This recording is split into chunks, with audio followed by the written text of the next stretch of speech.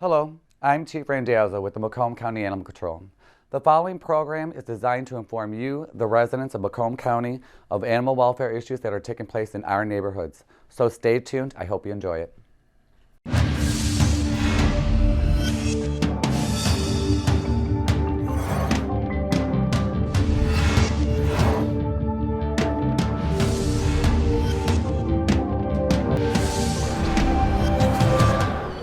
We also have our little duck out in Clinton Township. Clinton PD went to go to remove it, but they said the duck, it's a domestic duck, they said the duck was aggressive, so they didn't remove it. And even though code enforcement is supposed to go out there, we want them out there today because it's going to be very hot this week. What happened with the duck? Oh, I was waiting on the guy to come. The guy tried to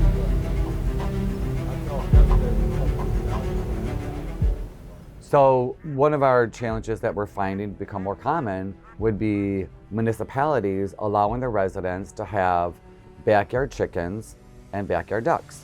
It's not that we're against it, but there's no specific ordinance that truly addresses what proper shelter, proper feeding, and proper care is, right? They kind of maybe talk about the coop for the chickens, but there's no true definition other than the best practice ordinance that we wrote and present it to all these communities. And we're pushing them to adopt it. So if you're in one of those communities, you need to go to your commissioners and get them to adopt it. Because here's what's happening. As you can see in this footage, you have a resident that has a domestic duck in a metal cage, right? So the bottom of this cage is metal, and this poor duck, which feet are not designed to be in a cage like that. And this is how this animal is being housed in the direct sunlight. So this animal has no way to move itself out of the cooking sun, right? But if you look at the ordinance, there's nothing specific about the proper keeping of it. And once you draw up the ordinance and you let them have these animals, is there any checks and balances later on, annually? Does anybody go inspect any of this stuff annually? Because you have to have a permit to have them, legally, right? But it's like, on the city side, who's checking this? That can't just be an animal control thing. We're not allowing them. We don't issue the permit. That's all issued on the city side. So we don't even know you have them until we get a complaint. So this is where this, check and balance to me process needs to be more, and the ordinance needs to be more robust. That is truly protecting those waterfowl and poultry that you're going to be keeping. So I'm going to call code enforcement. The duck is currently sitting in mud, no water or food in there. Complete mud everywhere. It's unfair that animals are caught up in the whole process of who's doing what, right? If the cities are allowing it, then you have to have not only the repercussions, but you have to spell out what proper care is.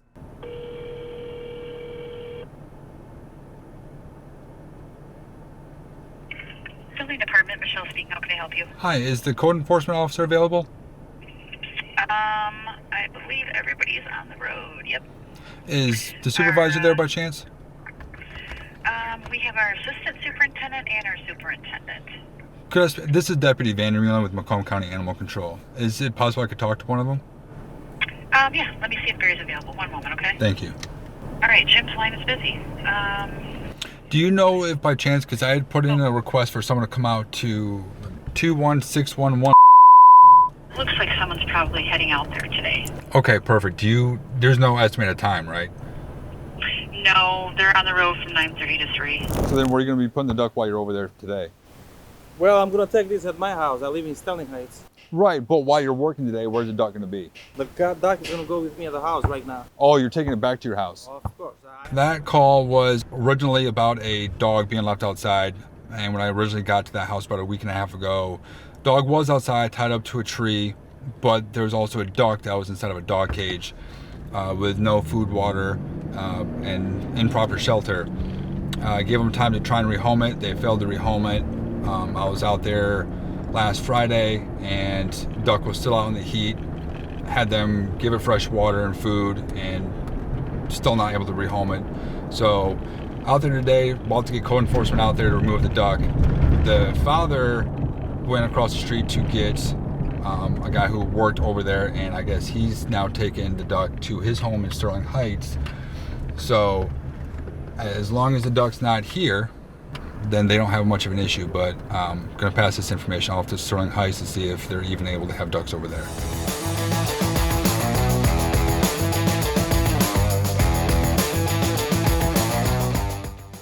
Yesterday, we got the phone call from Macomb County Sheriff's Department requesting assistance with a, if you can believe it, stray sheep. It was running around at large around 23 Mile in Macomb Township. And so when Chief Randazzo and I arrived on scene, we got a game plan ready. Animals like this, they are flight animals, which means that they take off because they are automatically in flight mode when it comes to them thinking as if somebody's going to hurt them, or they're prey animals. So they're not typically an animal that fights back or tries to defend themselves. They just automatically go into flight mode. So Chief Randazzo grabbed a lasso, and we were able to corral the little sheep into an enclosed area where there was only one exit and one entryway. So we transported her back here. She does have an ear tag on her that has a specific ID number. So we're trying to locate the owner to see if what happened. Sometimes livestock are sold or rehomed, or we're just not sure where she came from. There aren't many farm areas where she was found, being at pretty much 23 in Heidenreich. It's all residential homes and area. So she's safe, she's good in good hands, and she's in one of our areas that we have what's called a lean-to. It has it's a 3-side enclosed area that allows the livestock to go in and out as freely as they want to, but it also helps them from the weather inclements like today. So my guess is she's probably in there right now. They usually don't like being out in stormy, rainy weather like this. So we get a complaint, right? This person has a medical situation take place. So we go out to this mobile home community. This person has over 60 cats in their home, right? And this is something that I've been battling with for the last 11 years that I've been here, is that all of that care, the medical care for all of those cats, came out of Macomb County Animal Control's budget.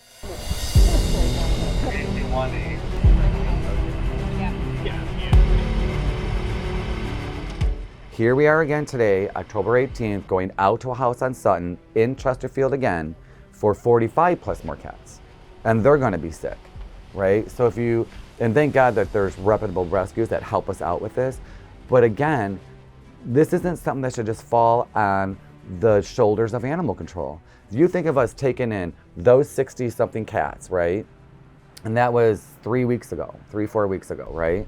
Here we are again, a month later, doing it again in the same city and about the same number of cats, right? So it's all their medical, their vaccines, getting them sterilized, medically treating them for upper respiratory or Campylobacter or whatever other medical crisis they're having. And all that comes out of Macomb County Animal Control's budget, right? And then when we say, listen, we're at capacity, we can't do this anymore, then what are you guys gonna do? Because if we don't do it, who's gonna do it? Somebody please come help. But it can't just fall on us, right? If you think about how emotionally draining and resource draining and overwhelming it is for animal control employees, not to mention that putting them, even though they're in isolation, it's never true isolation in a facility, right? Because you're having the same people care not only for all these animals, but they have 119 in the building today that they have to go care for. This whole piece, I think, mentally drains our staff, right? It's overwhelming to our resources. It's all coming out of our budget. And this is where that responsibility has to start being shared, because it cannot just continuously fall on the backs of animal control. We're gonna go ahead and vaccinate her. The solution is that municipalities are going to have to start financially being responsible for some of the situations that happen within their community. They have forfeiture funds. These are animal victims. Forfeiture funds are able to be used for victims. and they're victims. They're voiceless victims at that. So then we're taking them in, making sure they're getting all their proper care, all their medical needs are being met. The ones we're saving, we could save, right? And you're talking weeks, right? So some of them that have Campylobacter, they have coronavirus, you know, intestinal parasites, it's treatable. So we're going to treat it, and we're going to give these animals a second chance at life. But it all can't come out of the budget of animal control. That's not fair. Think of all the people that maybe they're elderly, this cat house, they're elderly, now they're incapacitated in hospital, and now they got 45 cats sitting in their house. So what's the easiest thing for those agencies to do? Call animal control, be like, hey, we just took a person to a hospital, they got 45 cats in the house, that's disgusting, we need you guys here to get the cats. But it doesn't work like that. I mean, they think it works like that, because that's probably how it used to work. But it just can't work like that anymore. And that's where we're at. We're just all at the tipping point. And I think the entire state's at the tipping point.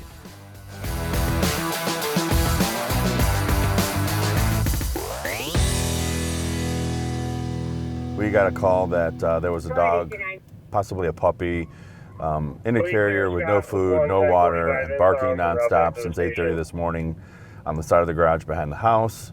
Owner doesn't seem to be home, and dog was left outside like 4 to 5 times a week. Hello?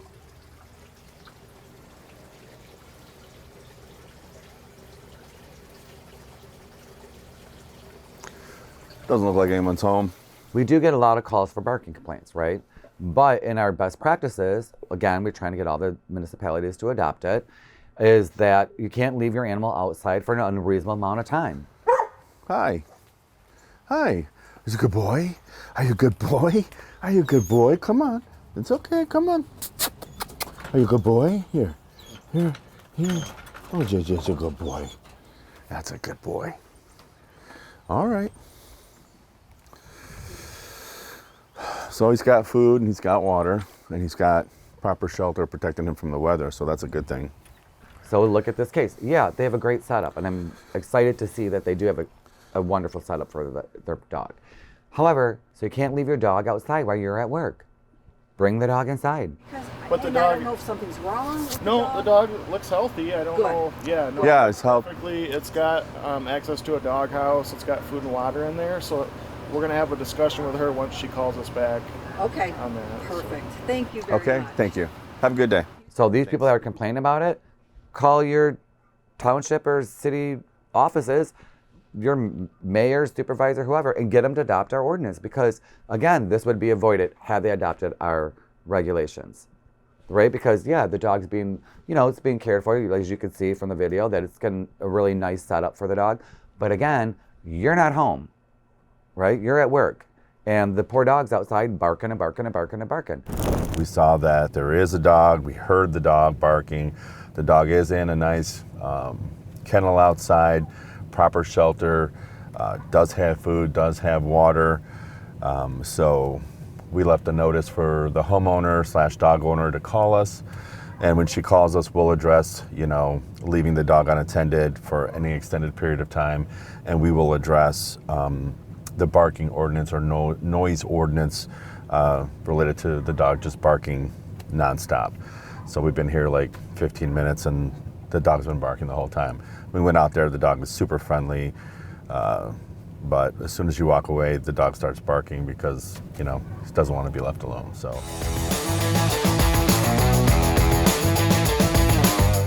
Look at boys.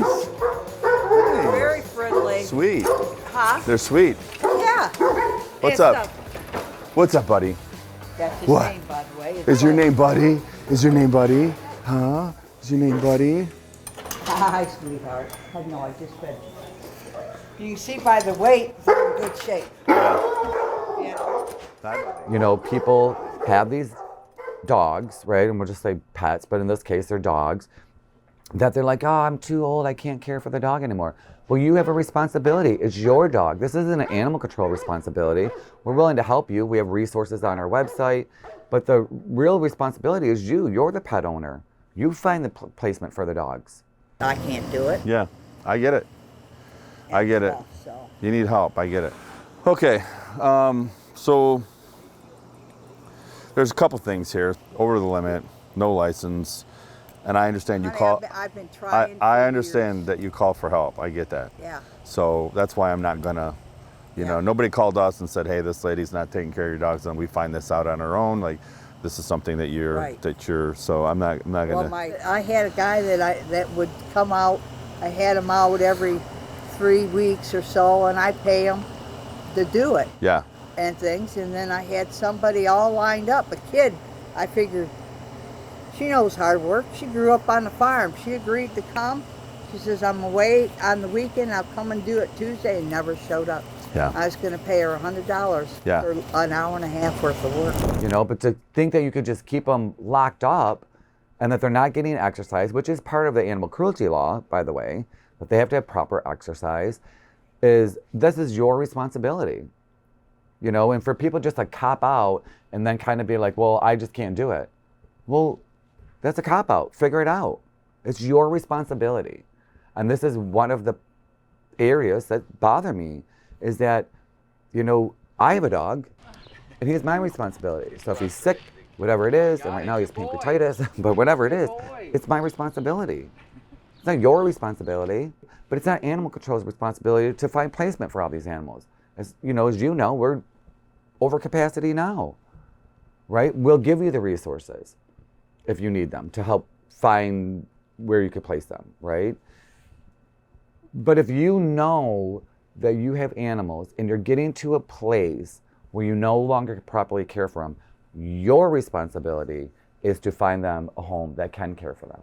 So they have to be licensed. So in the meantime, you know, how much time do you think you need to get them licensed? Think a week? What do I need to do? So are they current on their rabies vaccines? I had that done about 3 years ago too. Okay, so that might. Dr. Barnes? I don't know. So that might be, so the longest one is 3 years. So that's probably expired. Yeah. So what we need to do is you need to call your vet. So you'll have to call him and check out their current rabies certificates and find out if they're expired. If they've been expired, in order to get a license, they have to be current on their rabies vaccine. That's also a state law. Right. So he'll have to come out and vaccinate them. Then when they get vaccinated, they give you a rabies certificate, right? Yeah. So you have two options. You can either bring those certificates up to our station that's located right behind the jail. Yeah, I know where it's at. Or if you or somebody, you know, is computer savvy, you take pictures of the rabies certificates, and then on there there's a tab on the left that says licenses. You tab on that. The first thing it's going to ask you to do is upload current copies of rabies vaccines. Once you upload them, then it'll take you to like the payment screen where you pay for the license, and then we will mail you those licenses for the dogs. Or you can just drive up there with the certificates and push everything over the counter. They'll do everything for you, and then they'll hand you the licenses right there, and then you come home and they're all good. Okay? Okay. And then the other thing is, you know, going to the website and going under Pet Finder, and there is probably, I don't know, I think there's like 20 something rescues on there, and I would just start going down the list one by one and calling them and saying, hey, here's my situation. And if they say we can't help you, I would say like, hey, in the meantime, do you know somebody that would come out and just clean their stalls for me? I'll pay them. The dogs that she had, none of them were licensed, and she's over the limit. She can only have 3 dogs in Ray Township, and she had 5. I didn't even really address that with her because nobody called on her. She called herself, you know, looking for help and, you know, looking for guidance. So I explained to her that, you know, we don't just take surrenders because, you know, you're not sure what to do with them, or you're unable to care for them, or you no longer want them. She said, you know, she understood, and so I'm going to follow up with her next Wednesday and see where she's at. You know, she knows she has to get the dog's license because that's a state law, and we'll see where she's at with finding them, you know, a home or somewhere where she can rehome the dogs.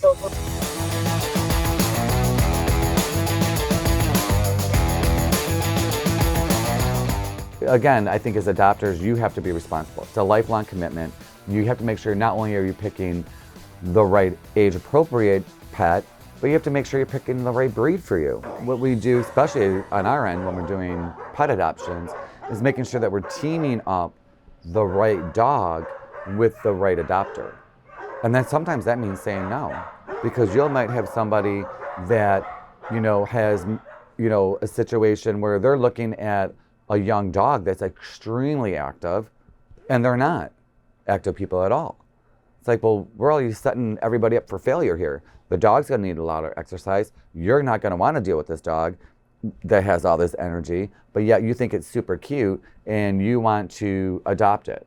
Well, no, because you, the adopter, you have to be responsible for that choice, because to us, it's a lifelong commitment as long as that animal is alive, right?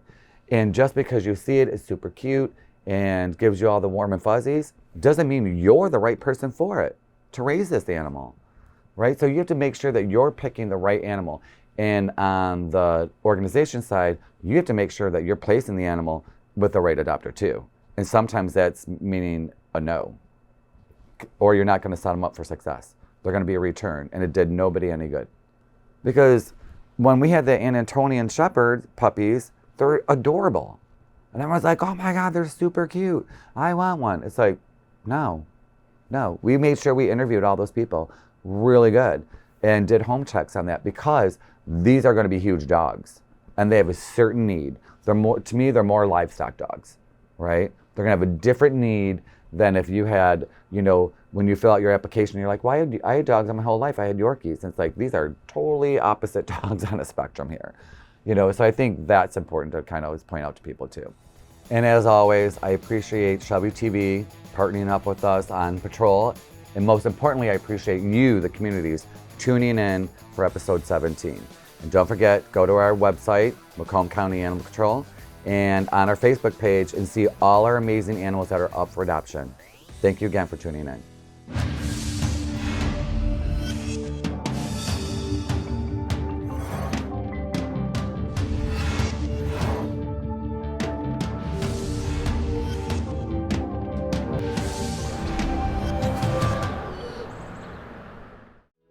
Remember to subscribe to the Shelby TV YouTube channel and click the notification bell to get updates on all Shelby TV content.